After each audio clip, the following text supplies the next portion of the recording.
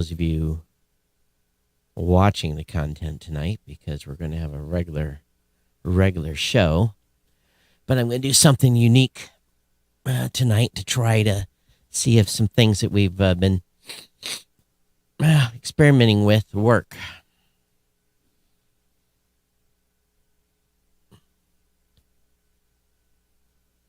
All right, so double check that's up and good. That's good. This is good. Okay, that's good. That was sent. I'm going to do one backup. I do that. Yeah, I'm pushing a bunch of buttons here. And here. All right. So I think we're ready. Now I'll be able to check an app here in a few minutes. And we'll see if this grand experiment we're doing tonight works. But let me get the main page up. And then we can get the show going here. All right. That's good. That's good. That's good. Talk about it here in a minute. This is Geek News Central. My name is Todd Cochran, coming to you from the New Media Production Studio. The lead stories tonight: ISPs admit lying to FCC about the size of their network to block funding to a rival ISP. CNET has pushed reporters to be more favorable to advertisers. Google is testing its own chatbot answer to ChatGPT. And streaming services still let you, or some streaming services still let you share passwords. I want to welcome you to episode 1647 of the Geek News Central podcast for Thursday, February 2nd, Groundhog Day. This show is sponsored in part by GoDaddy.com, and listeners just like you. Great deals from GoDaddy can be found at geeknewscentral.com/GoDaddy. You can support this show today at geeknewscentral.com/insider. We want to encourage all of you to get over to geeknewscentral.com and follow or subscribe to the show. Sign up for our newsletter as well. Newsletter contains everything I'm going to talk about in the show today. It's a one-way mailing list. You're not getting spammed a bunch of times a week, just 2 times a week when we do the podcast. Of course, while you're on the website, subscribe or follow to the show as well. Of course, you can join our chat room, our Mastodon chat room at geeknews.chat. When you sign up, let me know that you've signed up, and I will be more than happy to approve your account. Or if you're on a Discord, we have a Discord channel as well. That link is in the show notes. You can always contact me via email, geeknews@gmail.com, geeknews@gmail.com, at geeknews on Twitter. And of course, you can follow me on Facebook. All the partner shows for geeknewscentral.com are linked at geeknewscentral.com. And I think I just said that twice. I'm thinking about too much stuff. We've got that was hilarious. We've got the new media show, which is co-hosted by myself and Rob Greenlee, the Gadget Professor, Mr. Don Bain, who I just actually had a phone call with today. The GNC Weekend Review with Scott and Kirk. Of course, Scott is the executive producer of this show, gets all the production ready for me to do the podcast. So those links to those shows are on the website. Definitely check them out. Of course, this show is and has been sponsored by the longest running continuous sponsor of a podcast, and that's our good friends at GoDaddy. And you can save money by going to geeknewscentral.com/GoDaddy and really save a pile of money. And that pile of money starts again by using my promo codes. Now, we did get a call from, or not a call, but an email from the GoDaddy rep. Let me know how our numbers were for December. A little bit down, just a little bit down. I need about 25% more engagement. So listen up. We've got the 2 best hosting deals on the face of the earth. $1.99 a month economy hosting for the first year with a free domain. Again, $1.99 a month economy hosting for the first year with a free domain. $2.99 a month managed WordPress hosting for the first year with a free domain or a free trial of GoDaddy Website Builder, your choice of personal business and business plus plans. That's a 1 month free trial. $4.99 on a .com for those of you who are brand new customers or transferring in a new domain. Again, you have to be a new customer for a new or transfer domain. $4.99. That's a one-time use code. Or save 30% off on new product purchases at GoDaddy by using my promo codes that can be found again at geeknewscentral.com/GoDaddy. You save an average of 94% on every GoDaddy hosting account and an average of $3.50 on GoDaddy domain names. We want to thank GoDaddy for being a longtime sponsor here. Get it done. Go up there and check it out. So what was I doing before we started the show? Well, we're doing a little experiment tonight, and I'm going to see if right now, if my experiment is working. I got to do a refresh on this page, and I guess I could bring it up and show you what I'm showing you. No, it didn't come up. Why? Why did it not come live? I have a suspicion. Geek News Central's RSS feeds are static, and I have to do a rebuild on them. Now, let me try to send the bat signal again. Now, let me bring you, I'm going to come over here and do something that you can't see behind the scenes. So all of this is live. Let me double check this, make sure we're all live. And let me click that. Click that. Yep, it's all set to live. It's enabled. All right, that's good.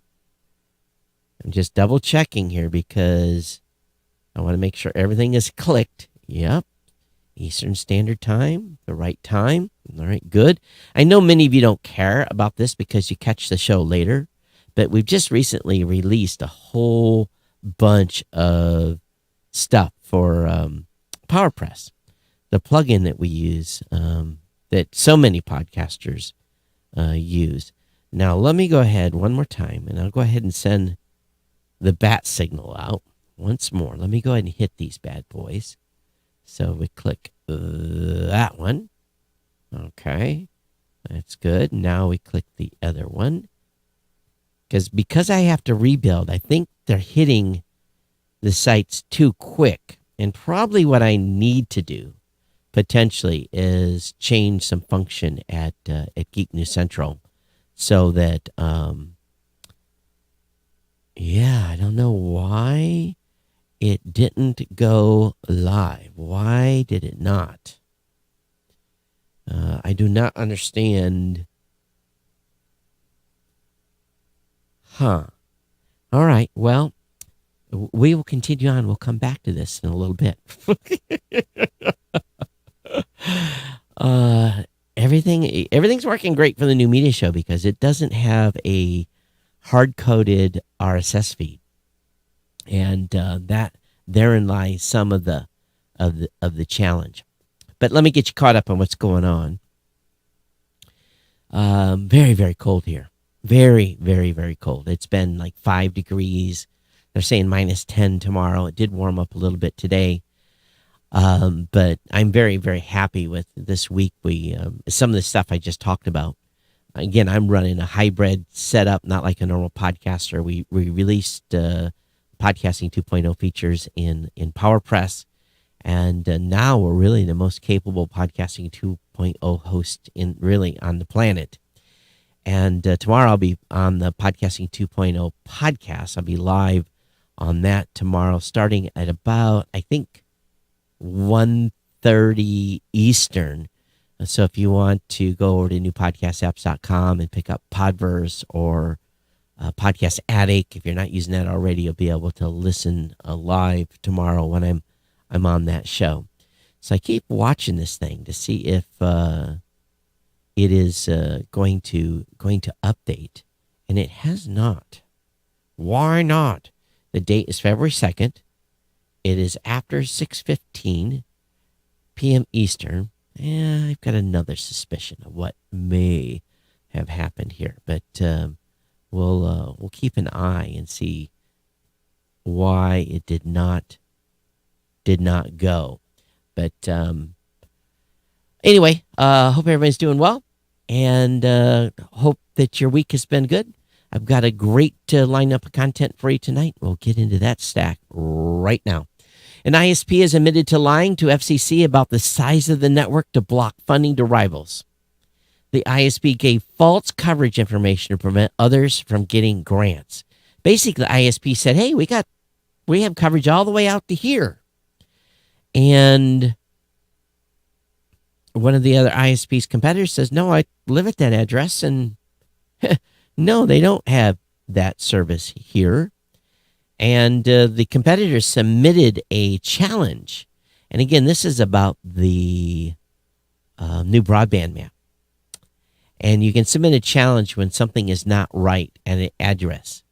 And the competitor responded, said, you challenged that we do not have service at your residence. And indeed, we do, and we don't today.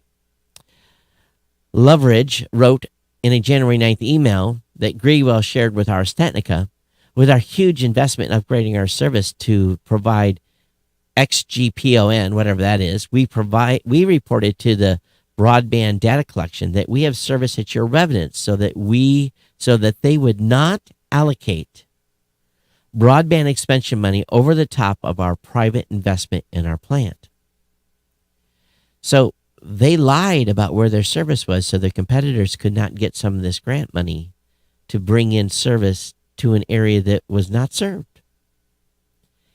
It's not clear when Jefferson County Cable plans to serve that particular area, but program rules do not allow ISPs to claim future coverage in their map submissions. They have to submit what they have. Now, Jefferson County Cable ultimately admitted to the FCC that it filed incorrect data and was required to submit a correction. That challenge the ISP conceded was for an address on State Route 43 in Bergholz, Ohio.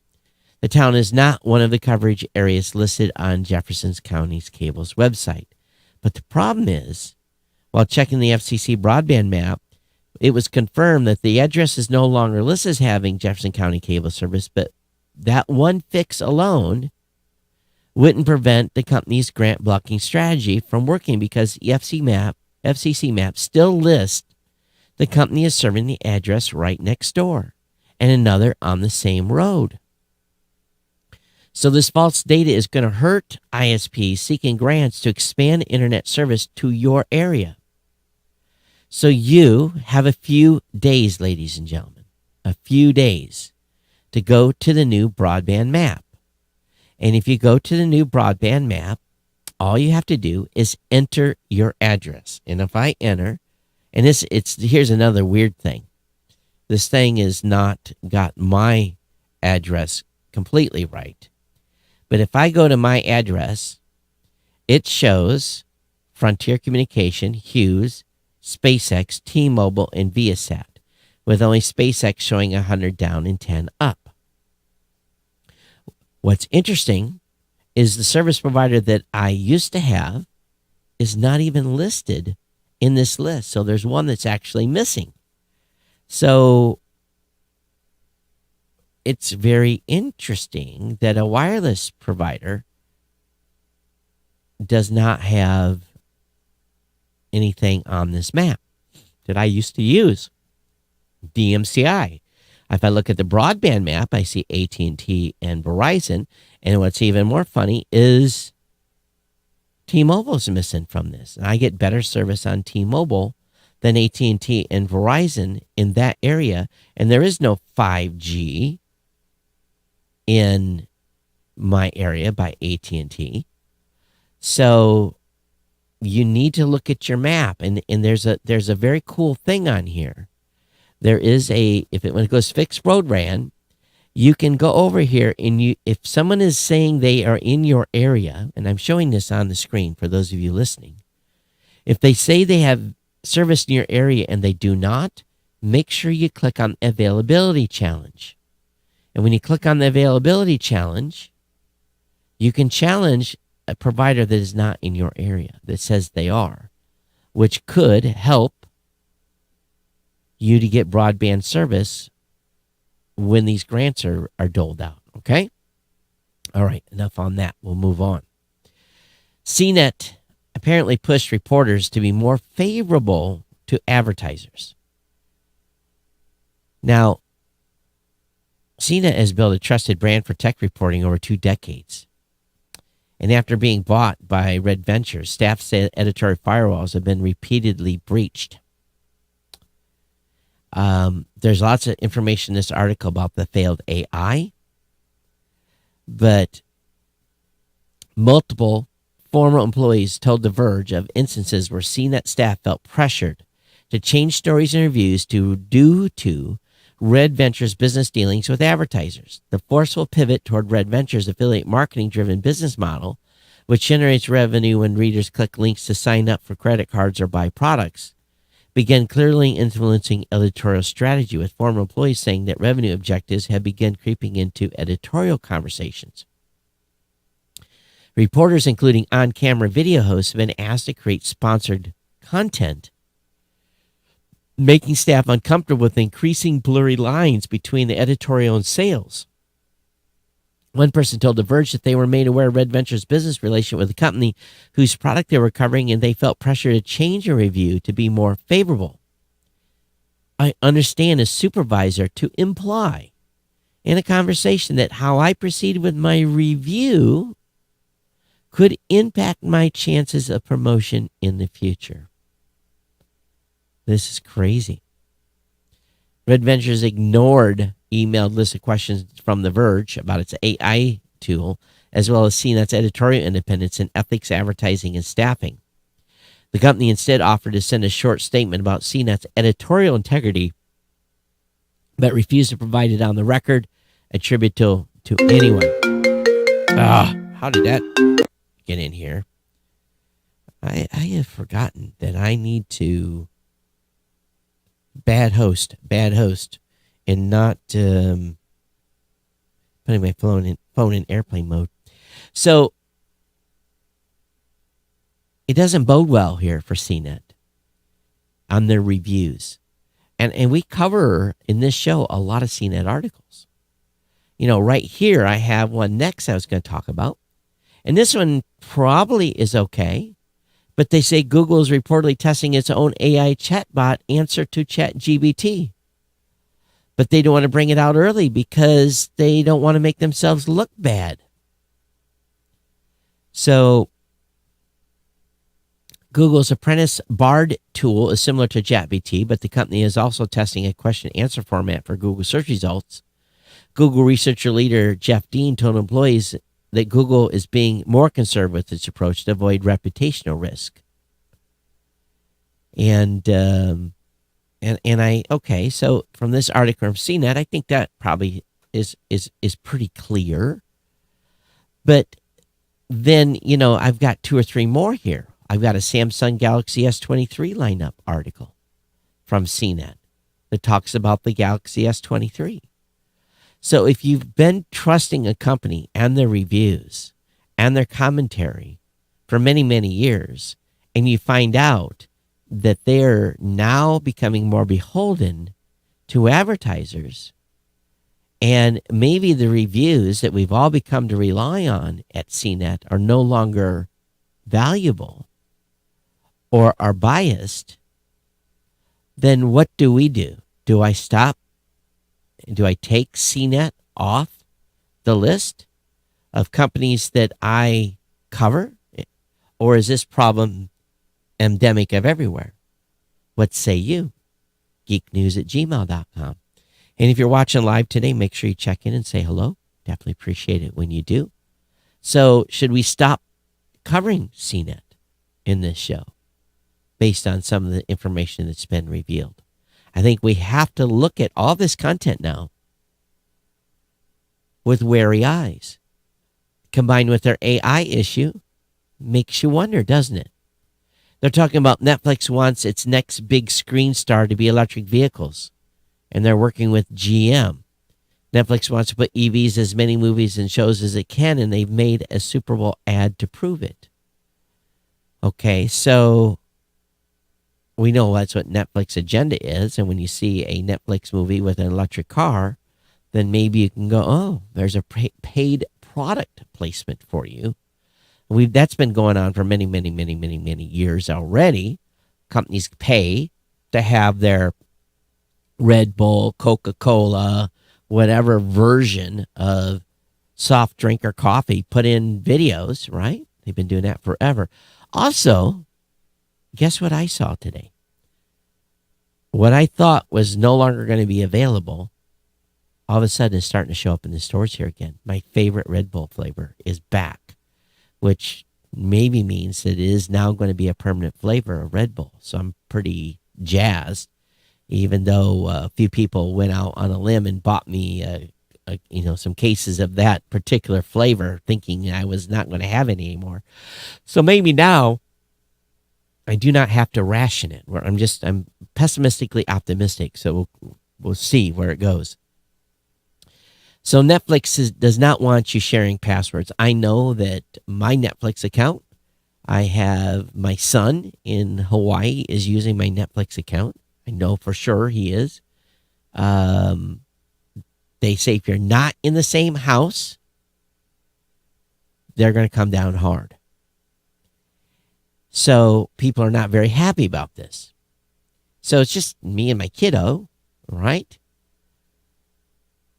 And the whole internet is buzzing about the company's plans to kill password sharing. And while it's not clear how far they'll really go to enforce it, its newly amended official policy is thus: if you want to stream Netflix, you need to pay for it yourself or live with someone who does. And this attitude is leaving a lot of users with a sour anti-capitalist taste in their mouths, with some threatening to cancel. Thankfully, there are plenty of other streaming services aren't quite so draconian about it at this point. HBO Max, and by the way, I pay for the top level of Netflix service. I don't pay for a low end, I pay for the high end. HBO Max allows password sharing. Hulu does. Disney Plus, Amazon Prime, Peacock, Paramount Plus. So, what do you think? Do you have kids off in college that are using the Netflix account? I know my son can't afford Netflix on his own right now. Not the position he's in his life. And he doesn't use that much. Neither do I. So who's going to get blocked first? Him in Hawaii or me here? That's the question. One we will find out sooner or later. Maybe I'll get a warning on my account. This is kind of a funny article from makeuseof.com. Nine signs your laptop has water damage and what you should do next. Guess what the number one is? The number one sign is leaking or dripping water from your laptop. Number two, the keyboard stops working or malfunctions. Touchpad stops working. Muffled or distorted laptop speakers. Random restarts or shutdowns. Blurry or distorted screens. Your laptop does not power on with even a charger. So, yes, they've got some suggestions on water damage and fix methods and so forth. But I just had to laugh. That first option was leaking or dripping water from the laptop. Yep, I think that would be quite obvious that there was potential. Yeah, maybe there was water damage. Another CNET article. I don't think this one they could bugger up too bad. The moon just passed in front of Mars, producing some stunning images. It's called a lunar occultation of the red planet, and there won't be a chance to see it again from Earth until 2025. So the famed Earthrise image taken by Apollo astronauts of their home planet rising over the lunar horizon gave humanity a new perspective on our home. And a sign of how far we come, amateur astronomers were able to take comparable pictures from the surface of our planet, showing that they could be our future home rising over the lunar horizon. Monday evening and Tuesday morning, it was possible to see the moon occult or pass in front of Mars from our vantage point on Earth. Specifically, it was visible from the southern United States and most of Mexico and Central America. So some skywatchers got some cool pictures, and a link will be up in the show notes for you to check that out. How many of you still have an iPhone 1? I have mine. It's back here on the counter. I have an iPhone 1, but I have the box for it too, but I don't have the packaging because, of course, I ripped the packaging off, right? An unopened first generation iPhone has hit the auction block. How much would you pay? Well, someone has already paid for one of them $39,000 in October 2022. This one's going on bidding at $2,500, and the bidding ends February 19th. So it's starting at $2,500. So if you want a first gen iPhone, 8 gig model that is still in its wrapper, get your auctioneer skills out, but you're going to have to pony up at least $2,500. Auburn University blocked TikTok on campus. Wi-Fi journalism professors say they're looking for workarounds so they can still teach multimedia skills. The governor announced a statewide ban on the app for all government agencies and networks, which is interesting. And of course, there's been huge call out by some congressional people, by Google and Apple, to ban TikTok, to take it off the app stores. You know, I go back. Is this really about security, or is this about TikTok eating Google's lunch? What do you think? Amazon has told lawmakers it wouldn't build warehouse storm shelters. Despite a fatal incident, Amazon says it is not obligated to add these safety measures. So the company responded to lawmaker Senator Elizabeth Warren and Representative Alexander Ocasio-Cortez and Cory Bush, who sent a letter on December 15th questioning the company's lack of storm shelters or safe rooms at its warehouse. Amazon's apparent unwillingness to invest in a storm shelter or safe room at its Edwards facility is made even more concerning by the fact that installing one could be done by Amazon at relatively low cost. The cost is negligible for a company like Amazon, which brought in more than $500 billion revenue over a 12-month period. So, company vice president of public policy said that Amazon requires that its buildings follow all applicable laws and building codes. We have not identified any jurisdiction in the United States that requires storm shelters or safe rooms for these types of facilities. The building I'm in does not have a storm shelter. If there's a tornado in my town, I am going to the bathroom and praying, because I'm in the middle, bathroom's in the middle, and the rest of the building's going to be gone if it gets to me. That's where I'm at. Starbucks now lets you pay with Venmo. You can use it to load Starbucks cards, funds, or pay in the coffee's chain app. So Venmo, another way to pay for coffee at Starbucks. Comcast will air the Super Bowl in 4K with Dolby Vision HDR. Dolby's premium format is coming to the most important game of the year. So you'll need to have Comcast X1 cable box and TV that supports Dolby Vision and take advantage of the higher quality February 12th broadcast. So the rest of us will just have to do with normal HD. Documents have shown that Meta paid for data scraping despite years of denouncing it. The Facebook owner parted ways after learning of data misuse. You know, Meta has routinely fought data scrapers, but is also participating in practice itself. If not necessarily for the same reason, Bloomberg has obtained legal documents from a Meta lawsuit against a former contractor indicating that Facebook owner paid its partner to scrape other websites. Meta spokesperson Andy Stone confirmed the relationship discussion with Bloomberg, but said that his company used Bright Data to build brand profile spot harmful sites and catch phishing campaigns, not to target competitors. So neither Bright Data or Meta is saying which sites they scraped. Bright Data is countersuing Meta in a bid to keep scraping Facebook and Instagram, arguing that it only collects publicly available information, respects both the European Union and U.S. regulations. So how the times are turned. Amazon delivery drones served fewer than 10 houses in their first month.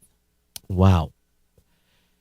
It's been nearly a decade since Amazon's Jeff Bezos said, hey, we're going to have delivery drones. But roughly after a month after Amazon Prime Air made its first deliveries in California and Texas, 10 households. And it's already laid off more than half of the employees at those locations.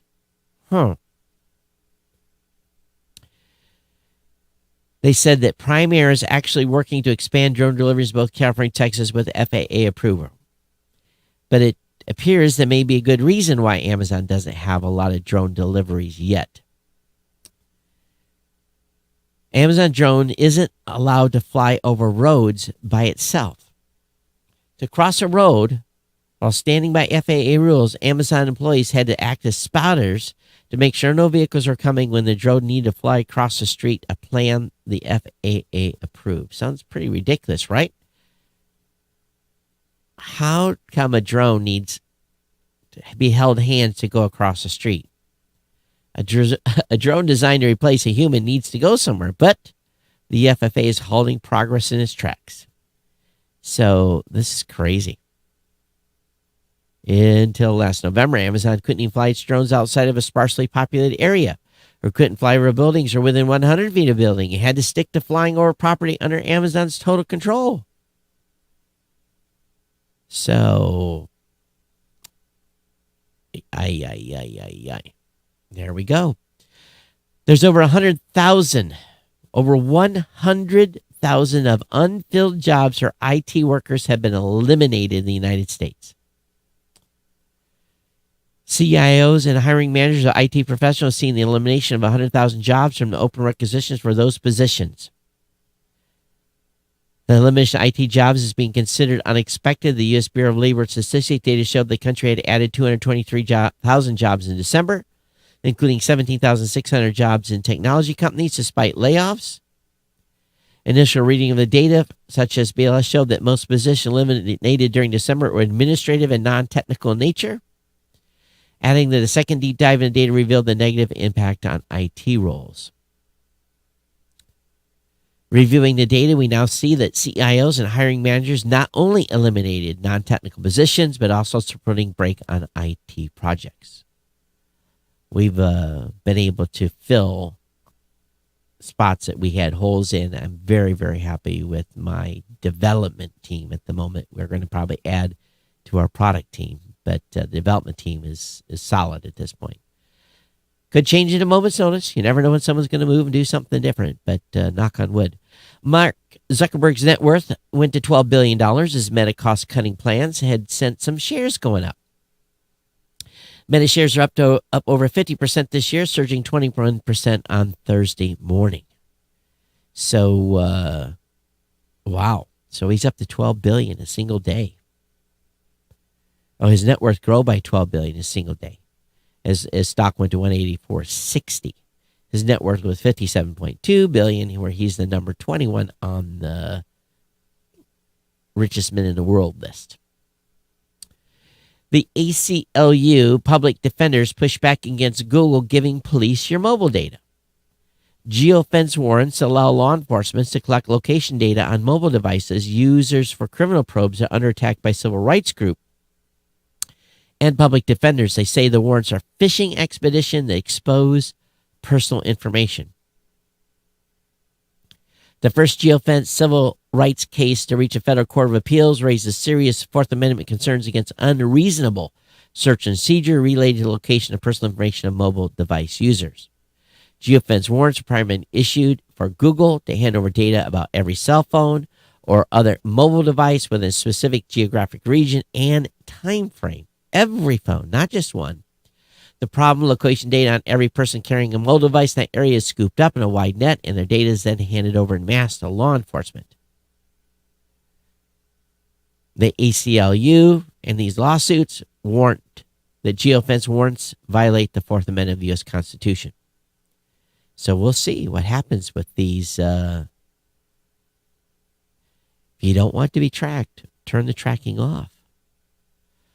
Again, from one suspect to thousands, they gain copious amount of mobile user locations. So normally it's search warrants are on one person, which are completely legal. But now they're asking for a whole area, let's say around a shopping area or, like a mile square of an area.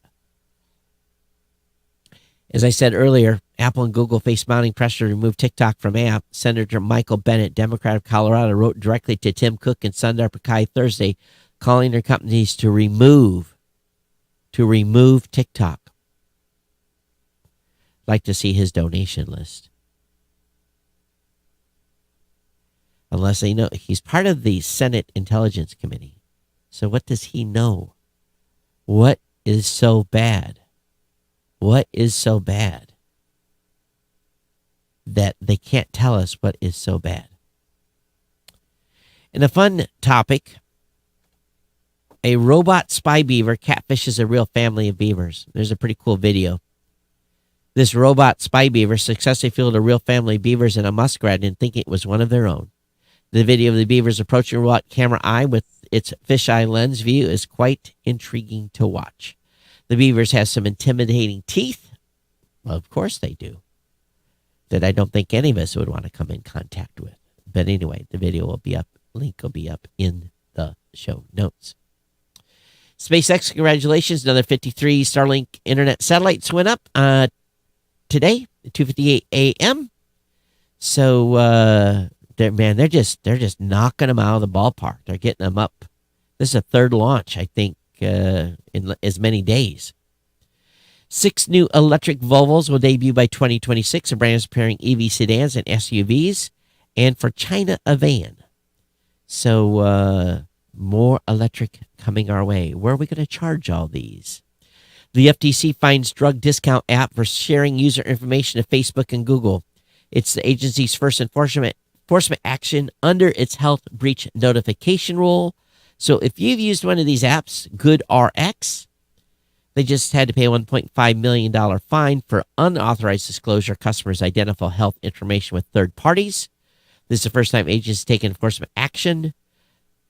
So, according to the FCC, the California-based telehealth service repeatedly violated the rule by sharing customers' personal health information, including their health conditions and medicine they were taking. Further, it shared their information with companies that have third-party advertising platforms like Facebook, Google, despite making promises to comments or never do so. The FTC said GoodRx also monetizes customer information in 2019. For instance, it uploaded the email addresses, phone numbers, and mobile advertising IDs of users who purchase certain medications to Facebook so it can target them with health-related ads. That's not big enough of a fine. Only $1.5 million should be much, much, much, much bigger. You never build your business on somebody else's castle. Twitter to end free access to its API. Twitter will discontinue offering free access to the Twitter API starting February 9th and will launch a paid version. The Elon Musk own microblogging website said it looks for more avenues to monetize the platform. So those that are on legacy version 1.1 and the new version 2 of its Twitter API, you have to pay starting on February 9th. The move follows Twitter abruptly changing the terms of its API in recent weeks that were used by many popular Twitter clients such as Tweetbot and Twitterrific. Most third-party Twitter apps have shut down their mobile apps. So, bada bing, bada boom. And that was written by our own Jen at Geek News Central. According to New Jersey lawmakers are considering a Seinfeld telemarketing bill. And basically, what it is, the legislation requires telemarketers to identify themselves and what they're selling within the first 30 seconds of a call. I think it should be within the first 10 seconds. Because the reason they're calling it the Seinfeld bill is because in a scene, Seinfeld said, "Why didn't you give me your home number and I'll call you later?" Jerry Seinfeld said on the show, "Well, I'm sorry, we're not allowed to do that," the telemarketer said over the phone. "Oh, I guess you don't want people calling you at home." "No." "Well, you know how I feel." So this is good. I think we need this countrywide. I think telemarketers should be forced to say who they are immediately. So which app do you think dominated food apps this past year? McDonald's dominated food apps. The number of people who download the app worldwide in 2022 could populate a large company. I do have the app on my phone. I had some points on it. It was reminding you, hey, the other day your free food's going to expire if you don't come in. And sure enough, I had a Big Mac or something available as a freebie. I drove through the drive-through and got my free Big Mac. I used my points, so I understand why people are using the McDonald's app. In interesting news, the president targets credit card fees, app stores as well. So they're trying to, if you ever miss your credit card payment, you get like $30 hit, right? Well, they want to change it so you only get charged $9, even if you're like hours late for making the payment. Also, they're going to start looking at Apple and Google's control of the app market. I think this is really, really good.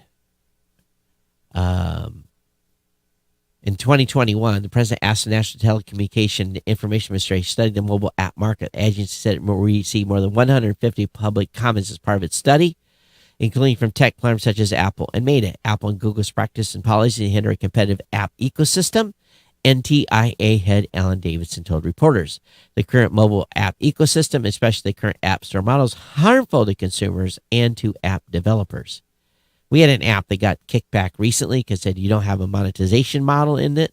I said, no, we have a customer pay for the use of the service, and all of their employees are bundled into that as part of the deal that we make for them using our app. But they wanted us to have an app paying module in there so people could pay for something, but they wouldn't pay for anything. So it took us like 3 or 4 rounds with Apple to get that cleared. It's crazy. It's where we're not collecting money. We're not selling stuff within the app. PayPal is going to lay off 2,000 employees, and this is the latest tech employer to announce mass layoffs. So the jobs cut will occur over the coming weeks, so some parts of the business impacted more than others.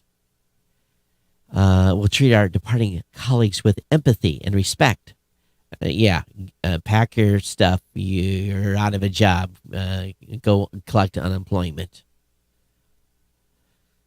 Twitter hit back at a private jet company suing it over 197,000 unpaid bills, saying it was overcharged for 2 flights that weren't properly authorized. This is part of the battle Twitter's having with companies they owe money. They said you overcharged us about $100,000 for the flight. So we'll see if they end up having to pay it.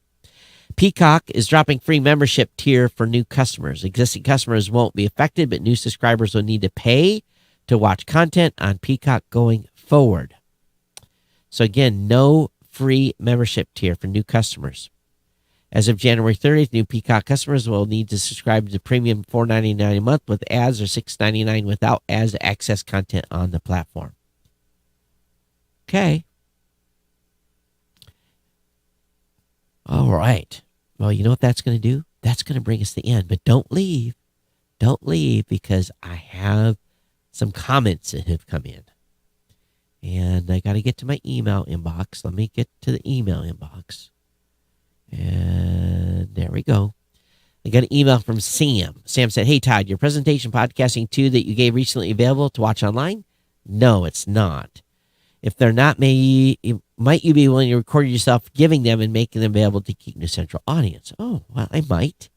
You got me listening to Podcasting 2.0 with Adam. I've really learned a lot. I think your audience would benefit from learning what you may have shared, especially if you want to convince your massive audience about the benefits of value for value. Value for value is working out great on New Media Show.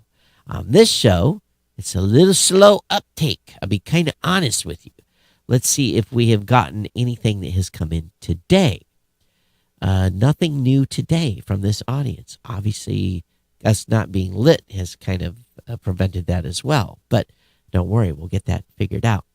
Sam, thanks for your post. We're going to be putting stuff up. I'm actually recording shorts for Blueberry, and I'll see if I can kind of figure out how we incorporate those over here, so that and especially maybe I'll do one specifically for value for value. Do the short 22 slide presentation for value and put that up for the show. So thanks for an email. Dan, don't worry, I haven't forgot about you. Yes, I owe you an Amazon card. And